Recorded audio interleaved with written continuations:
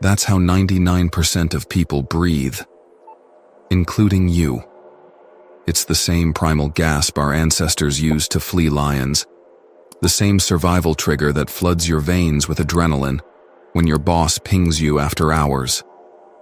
99% of humans are stuck in this biological lie, convinced they're still running for their lives, even while binge-watching Netflix. Nature has already decoded this secret. Across the animal kingdom, breath is destiny. The cheetah hyperventilates to fuel 75-mile-per-hour sprints, then collapses after 30 seconds. The tortoise breathes 3 times per minute and outlives empires. Take a pause and think about this for a moment. Monks decoded this truth millennia ago. While warriors used sharp exhales to steady their sword hands, mystics mastered the art of the pause, stretching each breath like taffy until time itself seemed to stop. Tibetan yogis can lower their metabolism to near hibernation. Freedivers train for decades to hold a single breath for 7 minutes. Why? Because slow breath equals slow time. The CIA spent $20 million studying monks who could melt snow with their breath.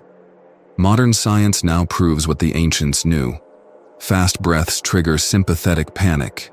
Example, your Twitter outrage mode. Slow breaths activate parasympathetic genius, your Einstein in flow mode. Your current breathing rhythm isn't just a habit, it's a vote for the person you're becoming. The cheetah or the tortoise, the frazzled employee or the sage. Every minute you take 15 breaths. Right now, 14 of them are probably unconscious. But just one intentional tortoise-style inhale could be the first step toward awakening. The door is cracked. All that's left is to step through. Spiritual awakening isn't about levitating in a Himalayan cave or wearing robes while sipping herbal tea. That's just aesthetics. Think of it like this. You've been living your entire life inside a dimly lit room, unaware there's a sunlit world outside. Then one day someone cracks open a window. That first blinding ray of light? That's awakening. It's realizing the real world you've been chasing, the promotions, the likes, the next purchase, is like a dog endlessly chasing its tail, mistaking motion for meaning. Meanwhile, your breath has been the key to the door this whole time, rusting in your pocket because nobody told you it was there.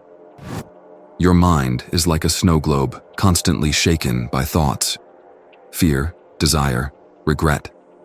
Most people live like this, trapped in the blizzard.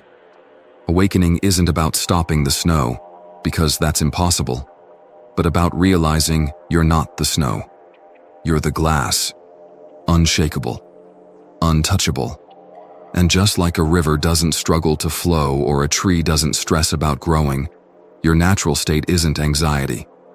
It's effortless awareness. But here's the catch. You can't force it any more than you can force a flower to bloom. You can only create the conditions, starting with your breath, the remote control to your nervous system. So ask yourself, are you breathing like a startled rabbit? Chest tight and shallow, as if life is one endless emergency? Or like an ancient redwood, drawing air deep into its roots, unhurried, unshaken, knowing storms come and go, but the sky always clears? Let's dive deeper into the science, because understanding your breath's power transforms this from philosophy into practical magic. Imagine your nervous system as a seesaw. On one side sits the gas pedal, your sympathetic system, primed for fight or flight. On the other side rests the brake pedal, your parasympathetic system, governed by the vagus nerve. This nerve isn't some abstract concept. Picture it as your body's master control cable, running from your brainstem to your gut, with branches connecting to every major organ. When activated, it works like a symphony conductor, lowering the volume on stress hormones while amplifying relaxation signals. Here's where it gets fascinating. Your vagus nerve responds not to thoughts or affirmations, but to physical cues. A slow exhale stretches this nerve like pulling a guitar string, triggering vibrations that echo through your entire system. This is why a sigh of relief actually changes your biochemistry, and why yogis can lower their heart rate on demand. Modern studies show conscious breathing can increase vagal tone, your body's ability to self-regulate, by 30% in just 8 weeks. That's like upgrading your nervous system from dial-up to broadband. The implications are staggering. In hospitals, vagus nerve stimulation devices treat depression when drugs fail. In labs, researchers measure vagal tone to predict longevity. But you don't need implants or studies. Your breath is the original biohack. When Navy SEALs use box breathing to stay calm under gunfire, they're essentially manually overriding their stress response by speaking the vagus nerve's language, slow, rhythmic pressure. When monks enter suspended animation states, they've simply perfected this dialogue. The difference between panic and peace isn't circumstance. It's whether you remember you hold the reins. Let's make this so clear and practical you'll feel the shift before you finish reading. Your vagus nerve isn't just some medical term. It's your body's built-in peacemaker. Picture it like the chief engineer in a submarine, constantly monitoring pressure levels and adjusting valves to keep everything running smoothly. When stress attacks, it's this neural network that floods the engine room with coolants to prevent meltdown. Most people's engineer is half asleep from years of shallow breathing. But with the right techniques, you can wake it up in minutes. Here's how this works in real life. The sigh reset. When you're suddenly stressed, take 2 quick inhales through the nose, just like smelling a flower. Then take a long, audible exhale like you are fogging glasses. This mimics your body's natural reset button. You've just manually activated your vagus nerve. Cold water hack. Splashing cold water on your face triggers the dive reflex, your vagus nerve's emergency override. Humming therapy. Your vocal cords are directly wired to the vagus nerve. Humming your favorite song's chorus for 30 seconds creates vibrations that massage this nerve into relaxation. This is why monks chant. The proof? Try this now. Sit up straight and place one hand on your belly. Inhale deeply for 5 seconds, pushing your hand out. Hold for 3 seconds while smiling slightly. Smiling matters because it triggers facial nerves connected to your vagus system. Exhale slowly through puckered lips for 7 seconds like blowing out birthday candles. Repeat just twice more and notice. Your vision clears, sounds seem sharper, and that knot in your stomach loosens. That's not placebo. That's your vagus nerve sending all clear signals to every cell. This isn't just stress relief, it's system rewiring. Studies show regular practice can reduce inflammatory markers by 40% in asthma patients, can cut migraine frequency in half, and improve gut health as effectively as some probiotics. All because you're speaking directly to the neural network that governs your immune system, digestion, and emotional resilience. Here's the shocking truth. We've been unintentionally sabotaging our nervous systems every single day.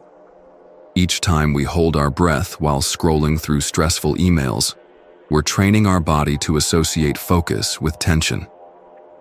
Every mouth breath we take, especially during sleep, robs us of precious nitric oxide, nature's vasodilator that boosts circulation and calms the mind. Those shallow, upper chest breaths we default to when busy, they're keeping our system in a constant state of low-grade emergency, like a car engine revving in neutral. We've essentially become master trainers of our own stress response, perfecting the exact wrong kind of breathing, while the key to calm has been right under our noses this whole time. Your next breath can either reinforce old patterns or begin rewiring decades of stress. The submarine's engineer is waiting for your command. Will you keep it on autopilot or grab the controls? So where does this leave us? At the crossroads of ancient wisdom and modern science, staring at a simple truth. Your breath is the most potent tool for spiritual awakening you already possess. This isn't about becoming someone new. It's about remembering who you've always been beneath the layers of stress, distraction, and unconscious living. Every intentional breath is a homecoming, a return to the unshakable awareness that watches the chaos without being consumed by it. The spiritual masters were right all along, just not in the way we imagined. When the Buddha spoke of mindfulness of breath, when Taoist sages practiced embryonic respiration, when Christian mystics chanted hymns in measured cadence, they were all hacking the same biological system we can now map with brain scans and heart rate variability monitors. The difference? They didn't need the science to prove what their experience revealed: that the rhythm of your breath shapes the rhythm of your consciousness. Here's your invitation. Start small. For the next 3 days, take just 3 awakening breaths whenever you check your phone. Inhale deeply for 5 seconds. Hold with awareness for 3 seconds and exhale fully for 7 seconds. Notice the space this creates. Observe the shift. These pauses will begin to reveal the automatic patterns running your life. The knee-jerk reactions, the mental loops, the emotional triggers. That's awakening in action. Choose your rhythm. Like switching from a frantic drumbeat to a meditative mantra, your breath pattern becomes your life pattern. The cheetah or the tortoise, survival or thriving. The choice is literally in your breath. This isn't another self-improvement project. It's the opposite. It's the realization that beneath all your striving, there's a version of you that's already whole, already awake. Your breath isn't taking you somewhere new. It's removing what's always been in the way. The final paradox? Spiritual awakening doesn't happen in some distant future. It happens now, in this breath, if you're willing to show up for it completely. So take your first real breath right now. That's the door opening. All that's left is to walk through.